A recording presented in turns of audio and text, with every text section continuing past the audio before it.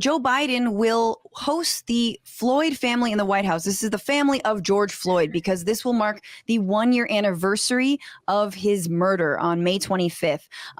This is obviously a month after a grand jury found police officer Derek Chauvin guilty of murder.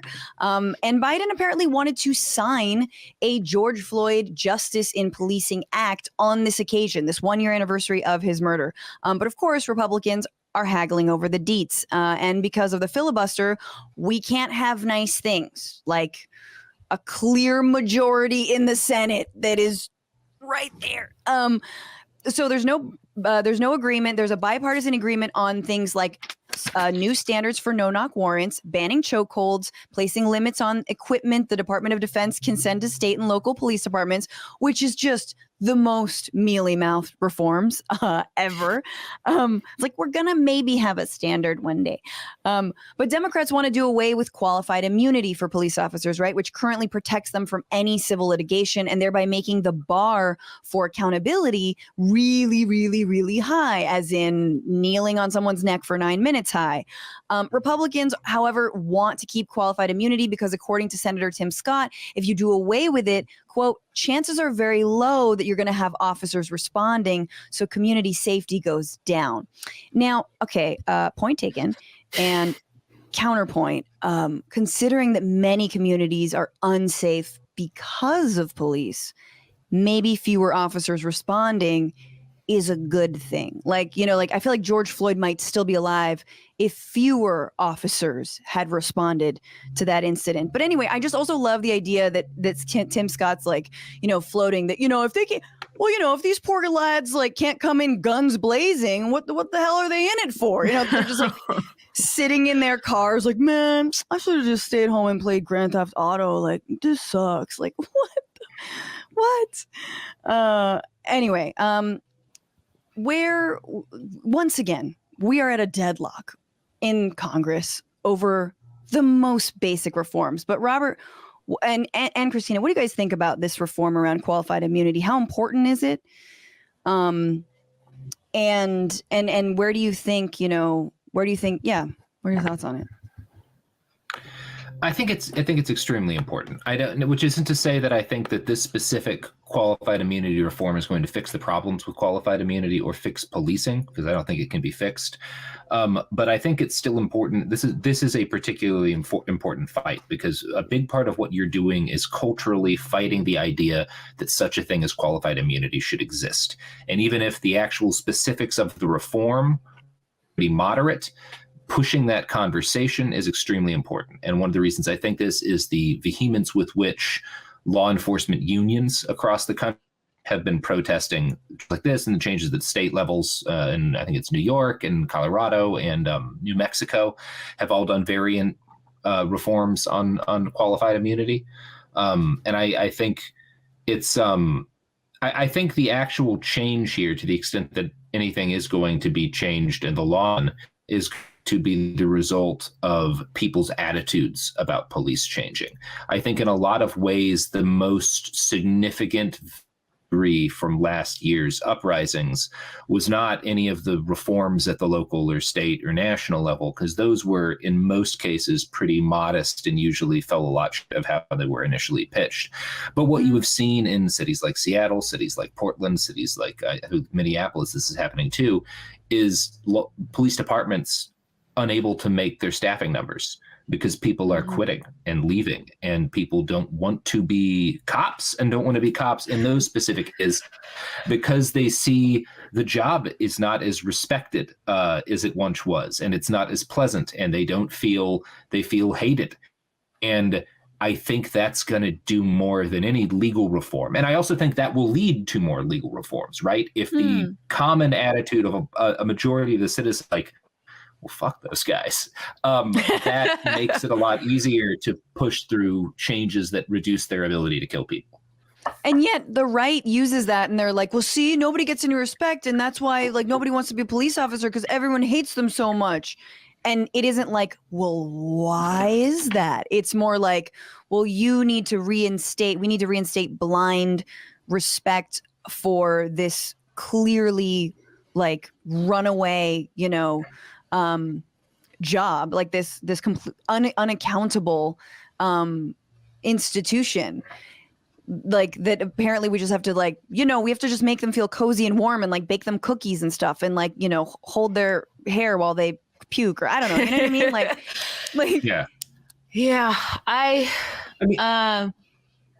like that you just said it, Robert. That is, it's a cultural attitude that needs to shift, and qualified immunity is definitely like a manifestation of that. It's basically like stipulates that police can violate someone's civil rights if they think they were doing it legally, that doesn't even make sense. What bothers me about this White House shit happening without any legislation happening is I think, and it's something I've been thinking about, a little while. I think so much of the Democrats and liberals, these gestures toward like racial solidarity are not only are they empty, I think they're really like an inverse of, they're like the other side of white supremacy. It's a thing that we love to do, to think that this is like, I'm going to do my homework and this is going to fix the racism. White people fucking love homework. And that's also, I think it's a form of racism. It's like, I'm going to read White Fragility and feel really bad about myself. But like, this country was founded on Judeo-Christian Calvinist ethics. You know that feeling bad about yourself feels so fucking good. And then that feeling gets mistaken for some kind of like political action. And that is deep, Christina. That's like, I haven't thought about that in that way before. I'm white and I'm a first generation Mexican immigrant. So I feel like I get both sides. I call it brown ops, because you wouldn't believe the shit that white people say when they think they're alone.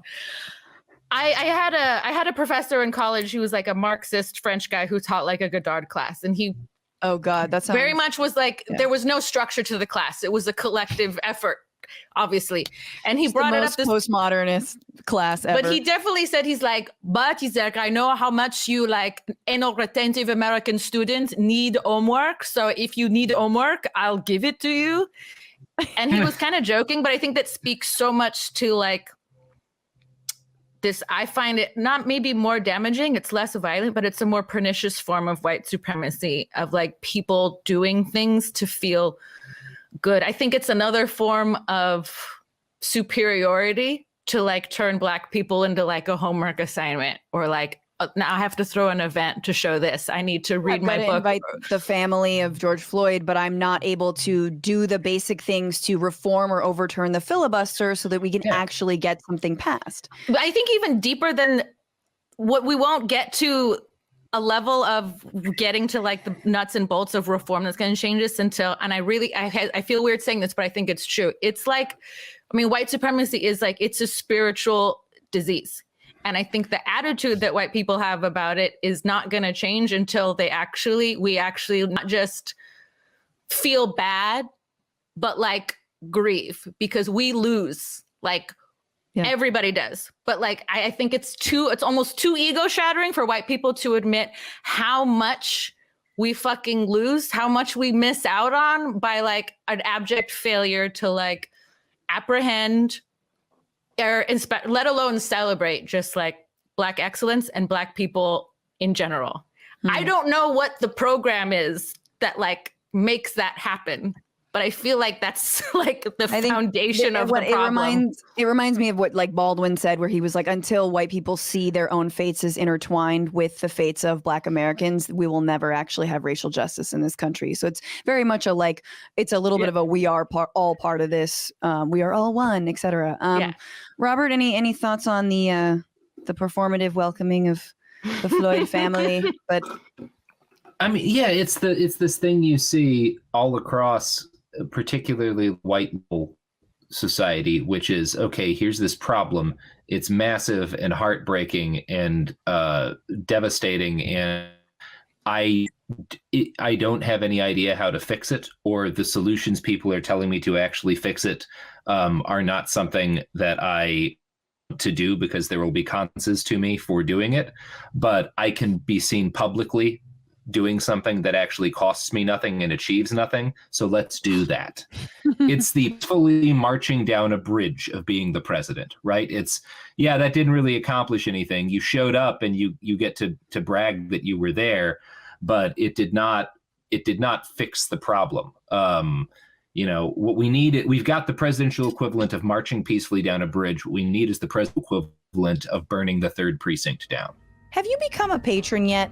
Patreon.com/Bitchuation Room is where you can directly support this show and help me make it sins that we will never actually have. So it's very much a like, what I do best, doing this.